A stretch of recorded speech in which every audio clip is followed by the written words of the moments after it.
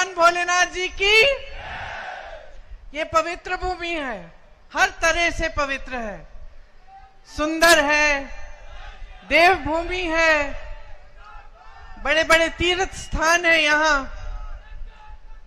और एक पुरानी परंपरा, एक पुरानी सभ्यता भी है जो शालीन है, सत्य के पथ पर है।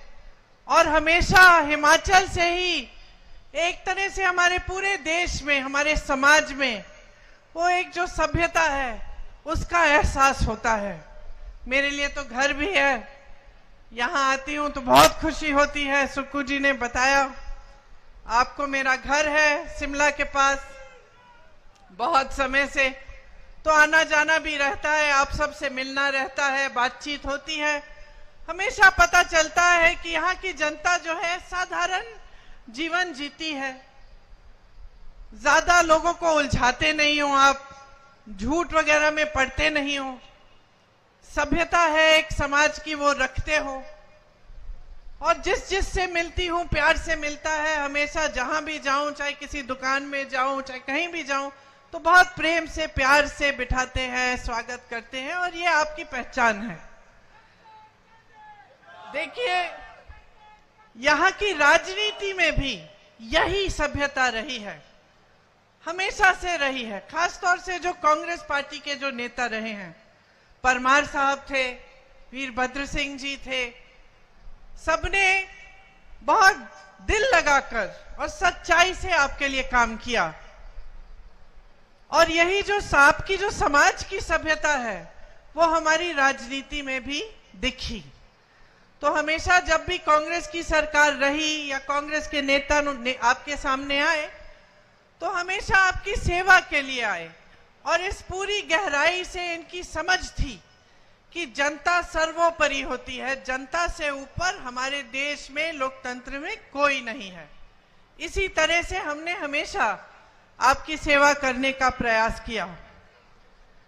पिछले 2 सालों में जब से हमारी कांग्रेस की सरकार फिर से प्रदेश में बनी, तब से कुछ ऐसी घटनाएं घटी जिनसे आपको खुद ये प्रमाण मिल गया होगा कि कांग्रेस की राजनीति कैसी है और भाजपा की राजनीति कैसी है। आपके यहाँ के सांसद तो हैं ही भाजपा के, सुक्कू जी ने कहा कि 20 साल से सांसद रहे हैं, लेकिन आपके जो सांसदीय क्षेत्र है उसकी ज्यादा तरक्की नहीं हुई, और जितने काम यहाँ हो सकते थे वो हुए नहीं। लेकिन वो बात अलग है। पिछले 2 सालों से जो आपने प्रदेश में देखा उसको गहराई से समझने की जरूरत है, इसीलिए उसके बारे में मैं आपसे चर्चा करने आई हूं।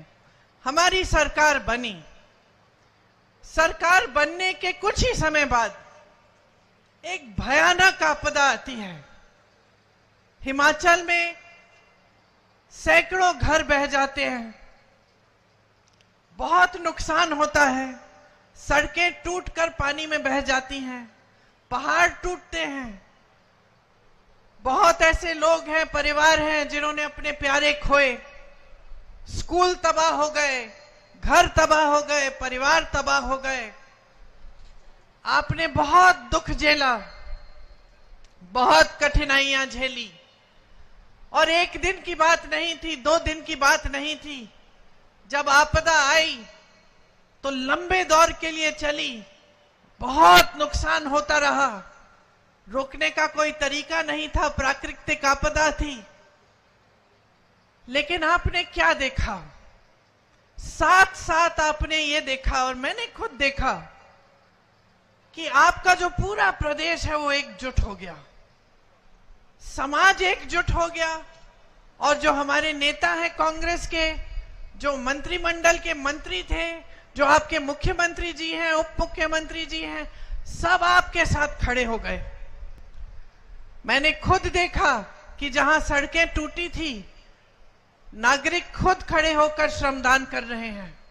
मैंने देखा कि जहां पे पर्यटक फंस गए हैं, टीवी पे देख रही थी कि हमारे मंत्री बीच रात तक वहां पे खड़े हैं और उनको निकालने की कोशिश कर रहे हैं। जहां जहां राहत पहुंच नहीं पा रही है, वहां सुक्कू जी खुद जाकर राहत पहुंचा रहे हैं। ये सारा हमको देखने को मिला जब आपके प्रदेश में इतनी बड़ी आपदा आई और आप पर इतना बड़ा संकट आया। तो यहां से आपने देखा कि कांग्रेस के नेताओं ने किस तरह से जमीन पर उतरकर घर घर में जाकर जहां जहां नुकसान था, जहां जहां दुख था, वहां जाकर वहां पहुंचकर आपकी मदद की। दूसरी तरफ आपने ये भी देखा कि भाजपा का एक भी नेता नहीं आया। प्रधानमंत्री जी जो कहते हैं कि उनका दूसरा घर है हिमाचल, वो आपदा के समय आपके बीच आए नहीं।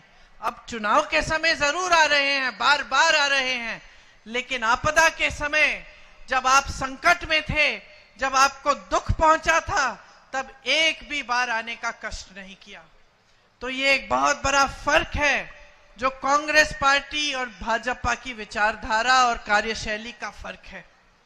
हम काम करते हैं आपके लिए, सत्ता के लिए नहीं, पैसों के लिए नहीं, धन बल के लिए नहीं, हम आपके लिए काम करते हैं। हम समझते हैं कि ये हमारा कर्तव्य है। जितने भी नेता यहाँ बैठे हैं, इनमें से कोई नेता ये नहीं समझता कि यहाँ जब आपदा हुई तो आपके बीच आकर आप पर कोई एहसान किया। सब समझते हैं कि ये तो हमारा कर्तव्य था, हमने वो कर्तव्य निभाया है। हम और भी कर सकते तो हम और करते। ये विचारधारा की जो बहुत बड़ा फर्क है भाजपा और कांग्रेस पार्टी के बीच, ये पहचानना बड़ा जरूरी है। आपदा के बाद जब सारा राहत का काम करना था, जो टूटी सड़कें हैं उनको बनाना था, जो टूटे घर हैं उनके लिए राहत पहुंचानी थी, जो पाठशालाएं खत्म हो गई थी उनको दोबारा से बनाना था, तो केंद्र की तरफ से 1 रुपया नहीं आया प्रदेश के लिए। हर प्रदेश में जब इस तरह की आपदा आती है तो उसको राष्ट्र आपदा घोषित कर दिया जाता है, केंद्र घोषित करता है। इस तरह से केंद्र की सरकार का कर्तव्य बनता है कि राष्ट्र आपदा के लिए वो पैसे भेजे। मोदी जी ने राष्ट्र आपदा इसको घोषित ही नहीं किया, तो राशि केंद्र की तरफ से बिल्कुल नहीं आई, एक भी पैसा नहीं आया। तो भाइयों और बहनों, प्रदेश की जो संपत्ति है उसी में से सारा खर्चा उठाना पड़ा, और जहां जहां राहत पहुंचानी थी वो सारी राहत प्रदेश की सरकार से पहुंची। उसके बाद क्या होता है, जैसे जैसे आप इतनी बड़ी आपदा से उभर कर निकल रहे हो, आप आस्ते आस्ते अपने जीवन को फिर से रास्ते पे ला रहे हो। जिसके कारोबार खत्म हुए वो अपने कारोबार फिर से मजबूत बनाने का काम कर रहे हैं। सरकार राहत देने में व्यस्त है और फिर से निर्माण करने में व्यस्त है। तब मोदी जी, अमित शाह जी और उनके नुमाइंदे क्या करते हैं, यहां की चुनी हुई सरकार को गिराने की कोशिश करते हैं।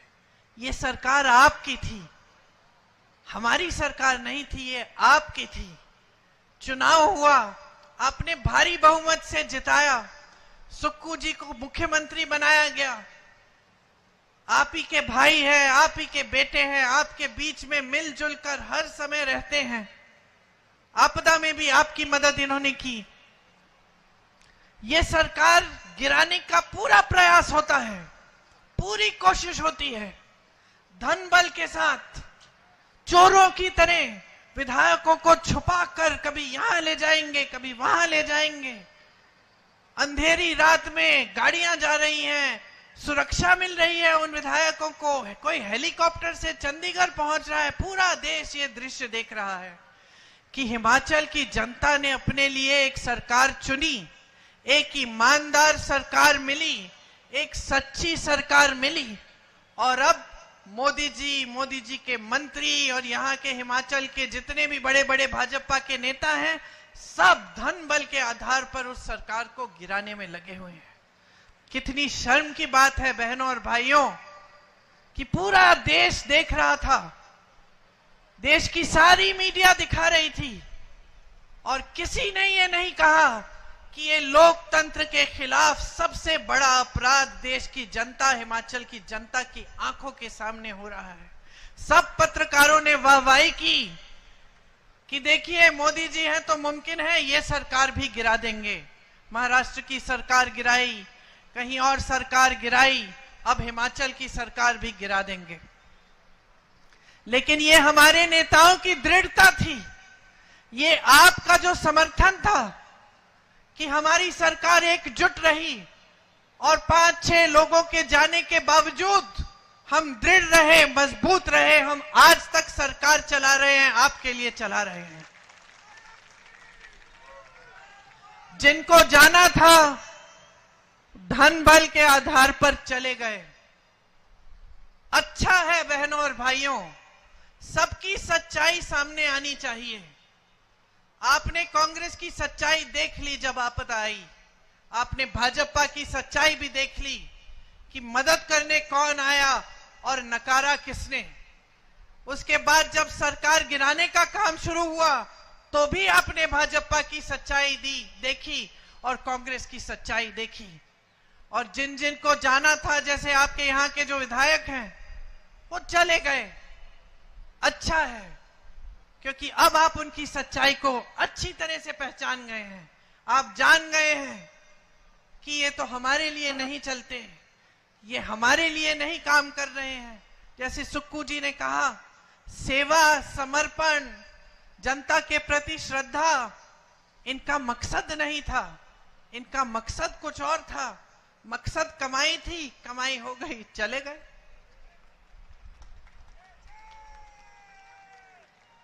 तो देश भर में आज अगर जनता को जागरूक बनना है तो एक बात समझनी है कि एक राजनीति जो हमारे देश में स्थापित की थी महात्मा गांधी ने, वो जो राजनीति थी जो दशकों के लिए हमारे देश में चली, उसकी एक अलग विचारधारा थी। वो राजनीति थी जिसमें जनता सर्वोपरि होती है। आपकी जरूरत क्या है, आपकी समस्याएं क्या हैं, बड़े बड़े प्रधानमंत्री आपके बीच आकर आपको पूछते थे। आप डांटें, आप नाराज हो, आप आंदोलन करें, आप अपनी नाराजगी को व्यक्त भी करें, तो कोई बात नहीं था। ये लोकतंत्र था, ये लोकतंत्र था और लोकतंत्र में जनता ही सर्वोपरि होती थी। यही हमारी विचारधारा रही। 55 सालों के लिए कांग्रेस की सरकारें चली हमारे देश में। फिर एक नई राजनीति उभरती है, मोदी जी की राजनीति, भाजपा की राजनीति। और खास तौर से मेरी बहनें, आप समझो, क्योंकि ये राजनीति धर्म का नाम इस्तेमाल करती है लेकिन कोई धार्मिक काम नहीं करती।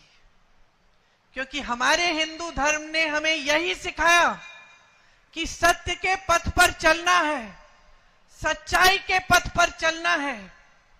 हमारे हिंदू धर्म ने हमें यही सिखाया कि जनता के प्रति श्रद्धा होनी चाहिए।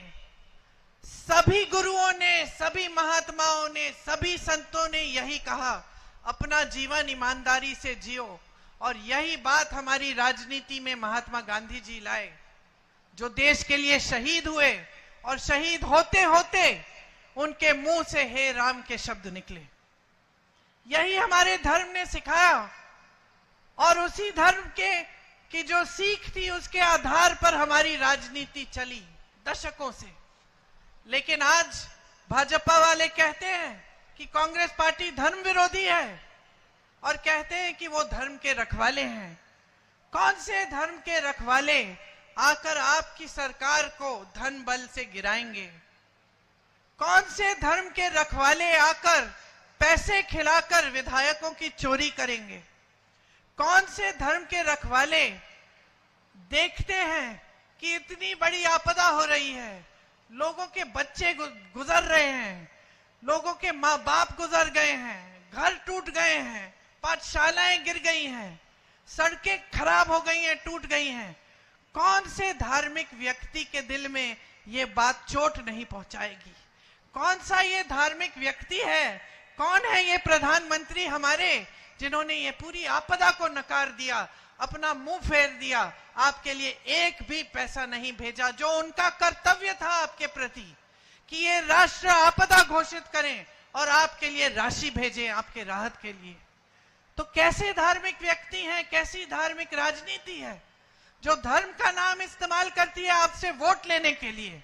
जब चुनाव का समय आता है आ जाते हैं कि धार्मिक है, धर्म के नाम पर वोट दीजिए और सारी धर्म की बातें आपको सुनाएंगे, लेकिन बाकी समय धन बल के आधार पर सरकारों को गिराना, विधायकों को खरीदना, जब आपको राहत पहुंचानी है तो राहत नहीं पहुंचाना। जब हमारी सरकार कहती है हम ओपीएस लागू कर रहे हैं तो जो एनपीएस की राशि है वो बंद कर देते हैं ताकि हम पूरी तरह से ओपीएस लागू करने में सफल ना हो। जब हम कहते हैं हम 1500 रुपए देना चाहते हैं और देना शुरू करते हैं महिलाओं को तो वो रुकवा लेते हैं। ये कौन सा धर्म है? ये किस धर्म ने सिखा दिया उनको? उनका धर्म सिर्फ एक है, सत्ता और संपत्ति। 55 सालों से कांग्रेस की सरकार रही इस देश में भाइयों और बहनों। 55 सालों में कांग्रेस पार्टी इस दुनिया की सबसे अमीर पार्टी नहीं बनी। 55 सालों में न बन पाई, न किसी ने प्रयास किया बनाने के लिए। भाजपा कितने सालों से है सरकार में बताइए? 10 सालों से। मात्र 10 सालों में भाजपा दुनिया की सबसे अमीर पार्टी बन चुकी है। ये मैं नहीं कह रही हूं, ये इन्हीं के आंकड़े कहते हैं। 60,000 करोड़ रुपए खर्चते हैं ये इन्हीं की अपनी पार्टी पे। 6 उपचुनाव करा रहे हैं, सैकड़ों करोड़ खर्चेंगे, लेकिन आपदा के समय आपके लिए एक पैसा नहीं देंगे। 16 लाख करोड़ रुपए अपने बड़े बड़े खरबपति मित्रों को कर्ज माफ कर देंगे। देश के बंदरगाह, देश के हवाई अड्डे, देश का कोयला, देश की बिजली, देश के सारे कोल्ड स्टोरेज सब अपने बड़े बड़े खरबपति मित्रों को दे देंगे। ये है उनके पास संपत्ति देने के लिए। लेकिन जब देश का किसान रो रहा था, आंदोलन कर रहा था, बैठा था दिल्ली के बाहर, लाखों किसान बैठे, 600 किसान शहीद हुए। जब देश का किसान आत्महत्या करता है क्योंकि 1 लाख रुपए 2 लाख रुपए का कर्ज भर नहीं पा रहा है, तब ये कहते हैं कि हमारे पास इनके कर्ज माफ करने के लिए पैसे नहीं है। ये है इनकी नियत, और इस नियत को समझना बहुत जरूरी है क्योंकि 10 सालों से इन्होंने गुमराह करके रखा है पूरी देश की जनता को। उन्होंने टीवी के समर्थन के साथ, और जितने भी चैनल हैं जो आज बड़े बड़े खरबपतियों के हैं, वो सब वही दिखाते हैं जो मोदी जी चाहते हैं। और इनके समर्थन के साथ इन्होंने सिर्फ आपको झूठ दिखाए हैं कि कितनी अर्थव्यवस्था आगे बढ़ रही है, देश में मोदी जी ने कितनी तरक्की कर दी और किस तरह से जनता खुशहाल है। लेकिन आपका जीवन क्या है?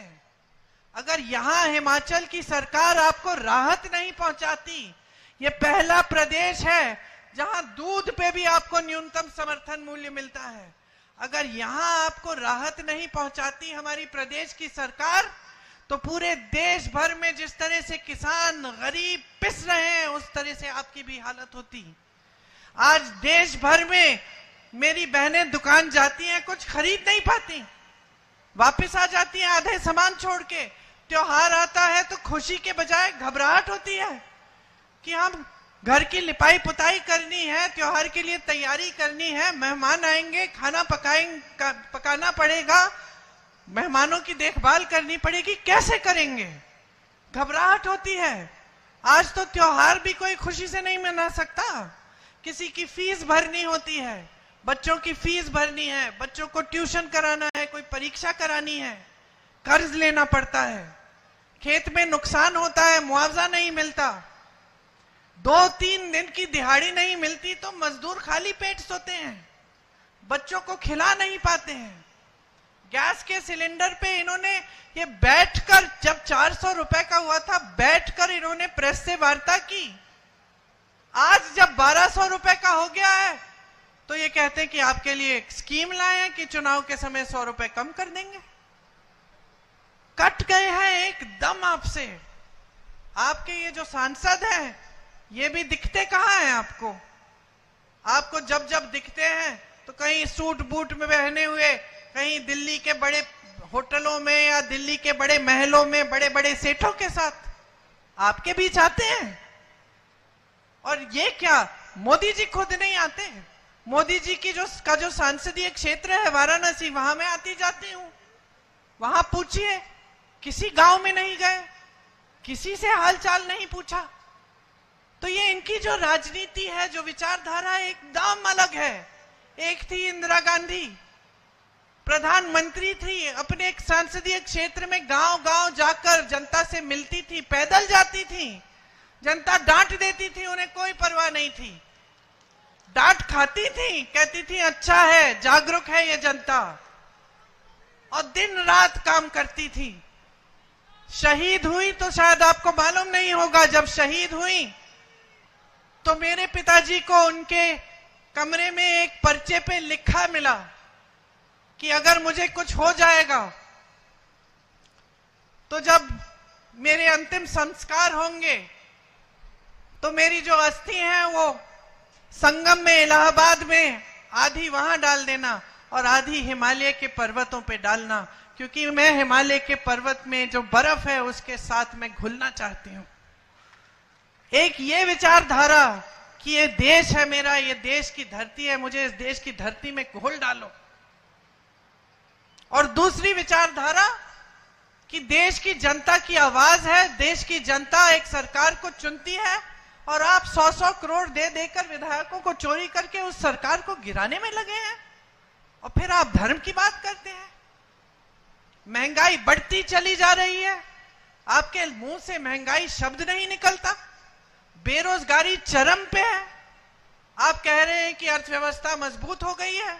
मोदी जी आते हैं, आपको बड़ी बड़ी बातें सुनाते हैं, और सच्चाई क्या है? सच्चाई यह है कि आज देश में 70 करोड़ लोग बेरोजगार हैं। सच्चाई यह है कि आज का नौजवान शिक्षित है, कि गरीब से गरीब परिवार आज चाहता है कि पहले मेरे बच्चे की पढ़ाई पूरी होनी चाहिए। वो उसके लिए मेहनत करता है, खून पसीना बहाता है, कर्ज लेता है, कुछ भी करता है। तो तमाम बच्चे आज शिक्षित हैं, किसी की बीटेक, किसी की बीएससी, शिक्षित है, लेकिन किसी के पास रोजगार नहीं है, नौकरी नहीं है। तो आप सोचिए, जो परिस्थितियां मोदी जी ने 10 सालों से इस देश में बनाई है क्या है? लोकतंत्र का नाम और निशान नहीं रहा। जहां सरकारें चुनी जाती हैं वहां गिराई जाती हैं धन बल से। जहां लोग उठते हैं, अपनी आवाज उठाते हैं, प्रदर्शन करते हैं, किसानों की तरह उन्हें दबाया जाता है। नौजवानों की यह परिस्थिति हो गई है कि कोई किसी को रोजगार मिलने की आशा भी नहीं है। अग्निवीर जैसी स्कीम लाते हैं, अग्निवीर जैसी स्कीम जिससे बच्चा सेना में जाएगा, देश की रखवाली करने के लिए 4 साल बाद घर आके फिर से बेरोजगार हो जाएगा। शहीद होगा तो शहीद का दर्जा भी नहीं मिलेगा, माता पिता को शहीद का पेंशन भी नहीं मिलेगा। जो अधिकारी हैं हमारे, उनको देखिए, जो सेना में काम करते हैं उनको देखिए। ओआरओपी की स्कीम कांग्रेस पार्टी लाई, 1 रैंक 1 पेंशन। इन्होंने क्या किया?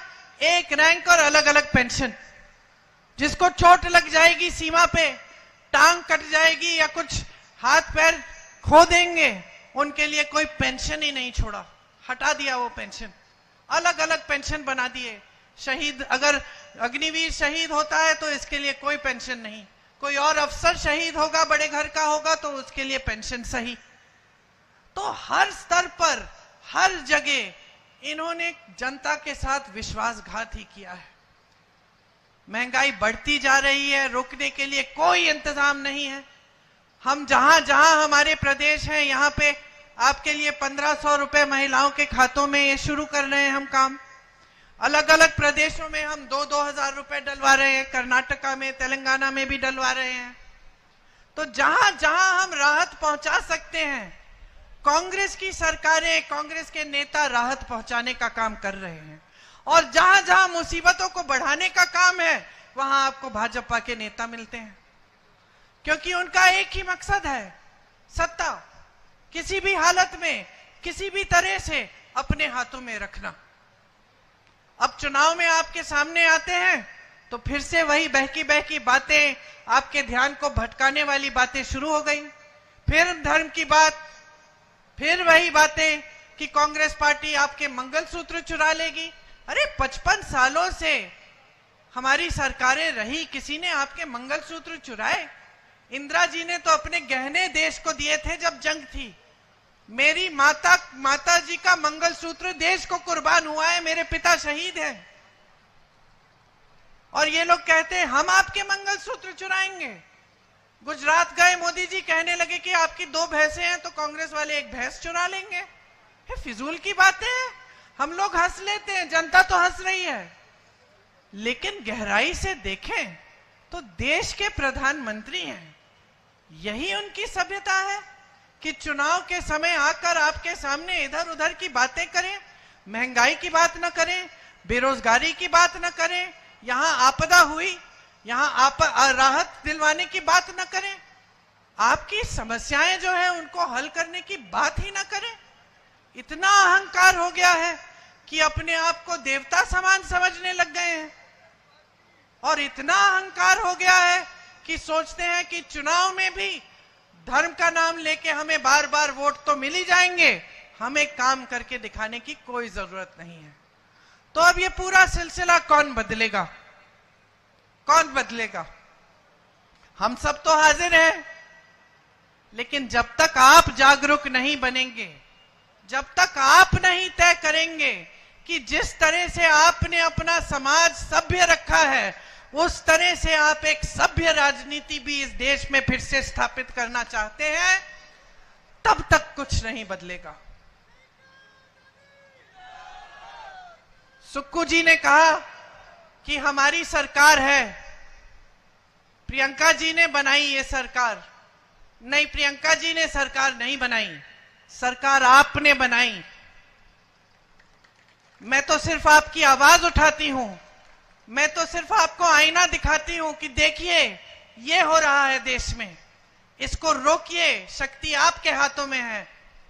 हम सब आपके नुमाइंदे हैं, हम आपके प्रतिनिधि हैं, हम लड़ाई लड़ने के लिए तैयार हैं और हम रोज लड़ रहे हैं। यहां हमारी सरकार का एक एक मंत्री, एक एक सदस्य, मुख्यमंत्री जी, उप मुख्यमंत्री जी लड़ रहे हैं। इनकी सरकार पे हमेशा खतरा रहता है, लेकिन ये खड़े रहते हैं, लड़ते रहते हैं, आपके बीच आते रहते हैं।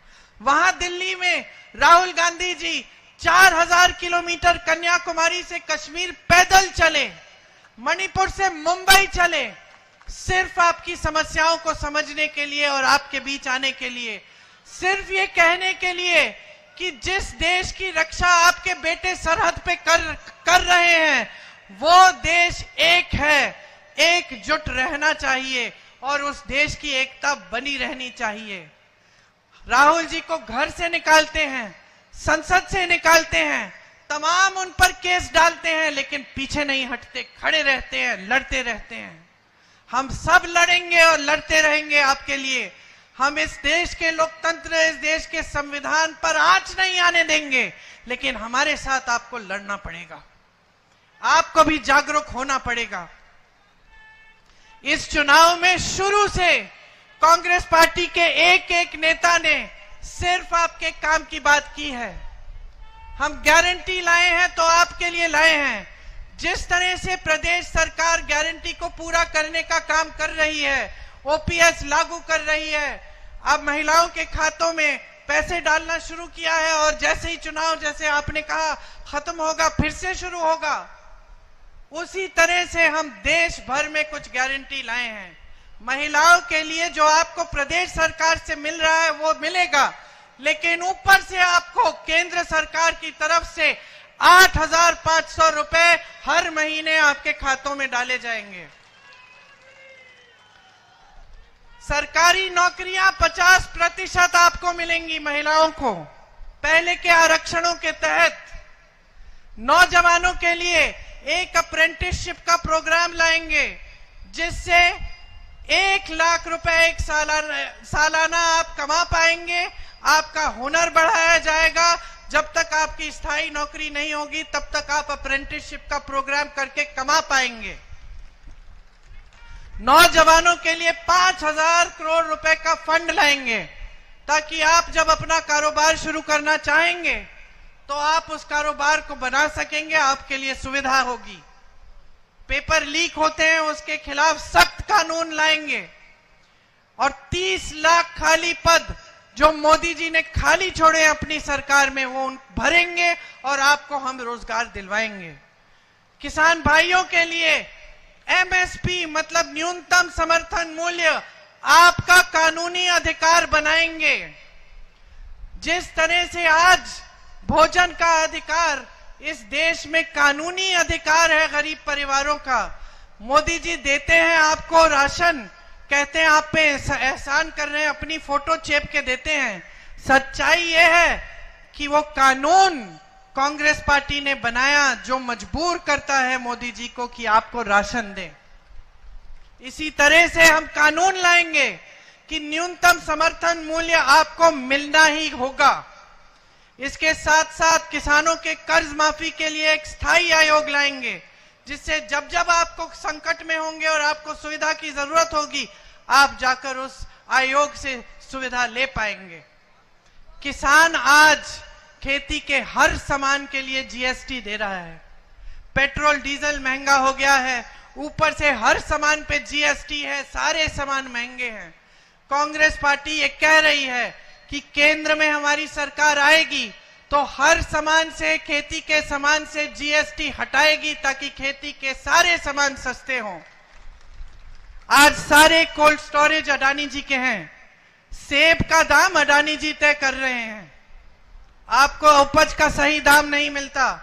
ऊपर से मोदी जी ने जो अमेरिका से सेब आता है उस पे टैक्स कम कर दिया और यहां आप जीएसटी पे जीएसटी भर रहे हैं। इसीलिए जब खेती के सामानों से जीएसटी हटेगा तो सब किसानों का फायदा होगा। और जिस तरह से इन्होंने सिर्फ खरबपतियों के लिए सरकार चलाई है, उसी तरह से हम सिर्फ जनता के लिए, सिर्फ आपको अपने पैरों पे खड़े होने के लिए सरकार चलाएंगे। मजदूरों को आज शोषण होता है। हमने तय किया है कि देश भर में प्रतिदिन जो मजदूरी है वो 400 रुपए से कम नहीं हो सकेगी। ये कानून बनाएंगे हम।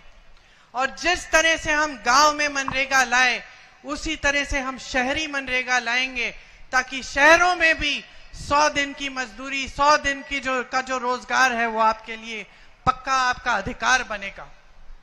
ये जो छोटी छोटी दुकानें हैं, छोटे बिजनेस हैं, इन्होंने बहुत नुकसान झेला है मोदी जी की नीतियों की वजह से। हम चाहते हैं कि जो छोटे कारोबार हैं, छोटे दुकानदार हैं, छोटे बिजनेस हैं, वो मजबूत बने, क्योंकि हम जानते हैं कि आप रोजगार दिलवाते हैं और आपकी मजबूती ही देश की रीढ़ की हड्डी बन जाती है, अर्थव्यवस्था की रीढ़ की हड्डी। हम आपको मजबूत बनाने का काम करेंगे। नोटबंदी और जीएसटी जैसी जो फिजूल की नीतियां हैं, जिन्होंने आपकी कमर तोड़ी है, उन सबको हम आपके लिए दुरुस्त करेंगे ताकि आपके कारोबार फिर से अच्छी तरह चल पाएं। ये सब काम हम आपके लिए करना चाहते हैं, लेकिन एक काम आपको हमारे लिए भी करना पड़ेगा। आपको जागरूक बन के अपना वोट डालना पड़ेगा। यहां उपचुनाव है, आप विधानसभा के लिए भी प्रत्याशी चुन रहे हैं और लोकसभा के लिए भी। दोनों प्रत्याशी यहां हैं आपके पास, आपके सामने आइए। कालिया जी यहां आइए। आप लड़ रहे हैं क्या चुनाव? शायद लोकसभा के जो प्रत्याशी हैं रायजादा जी, वो अगली मीटिंग में चले गए हैं, लेकिन इनको भारी बहुमत से जिताइए। पूरे देश भर में दिखाइए कि जिन्होंने गलत तरीके से लोकतंत्र के साथ अपराध करके धन बल के आधार पर आपकी सरकार को तोड़ने की कोशिश की, उसका जवाब हिमाचल प्रदेश की जनता दे रही है। दिखा दीजिए पूरे देश को कि आप सभ्य समाज के लोग हैं और आप सभ्य राजनीति चाहते हैं। आप सबने बहुत ध्यान से मेरी बातें सुनी, आपको बहुत बहुत धन्यवाद। जय हिंद।